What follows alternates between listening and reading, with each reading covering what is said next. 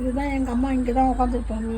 என்ன வேலை செய்தாலும் இந்த இடத்துல தான் உட்காந்துருப்பாங்க. இது என்னது உங்க வீடா? படைக்கிறதுக்கு. ஆமா, எங்க வீடு இதுதான் எங்க மம்மியோட வீடு. 9 பேர் பிறந்து வளர்ந்த வீடு இது.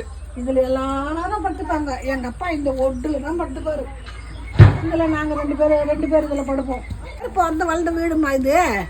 இன்னும் ஜாலியா இருக்கும் தெரியுமா? தாய்பாஸ் ஆட உட்காந்துருவாங்க இந்த திண்ணை மேல. ஜனங்க எங்க இருக்கிறவங்களும் அங்கதான் வருவாங்க. அப்பெல்லாம் வந்து ரேடியோ எங்க அண்ணன் வாங்கியிருப்பாரு. அப்பெல்லாம் ரேடியோவே கிடையாது. பாட்டு கேட்கறதுக்கு, நாடகம் கேட்கறதுக்கு எல்லாம் 9:30 வரைக்கும் வந்து கேட்டு தான் போவாங்க.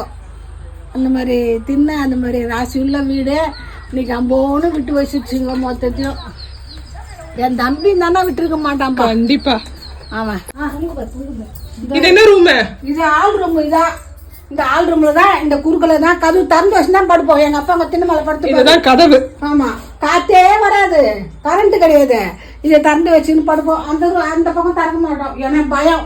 எங்க போனாலும் வழக்கு எடுத்துக்கிட்டு படிக்கட்டு தெரியுமா? கோணி போட்டு வச்சிருப்பாங்க. இங்கதான் வந்து பெரிய உரலா இருக்கும். பெரிய உரை, நெல்லு கொட்டுற உரை, வேர்க்கல்ல கொட்டுற உரை எல்லாத்தையும் இதெல்லாம் வச்சிருப்பாங்க. இந்த இடத்துல வந்து ஆட்டுக்கல்லா? ஆட்டுக்கல் உரல். வீட்டுலதான் இடிக்கணும். ஒரு விளக்கு ஏற்றி வச்சுக்கின்னு இடிச்சு தோண்டி தவணும் அரிசி. அப்பெல்லாம் வந்து கரண்ட் கிடையாது. மழை காலத்துல போய் மிஷின்ல போய் அரைச்சார முடியாது.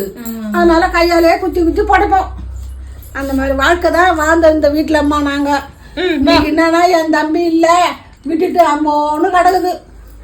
விட்டுட்டு யாரும் அதை பராமரிக்கிறதுக்கு இல்லாத கிடக்குறாங்க இந்த லட்சுமி.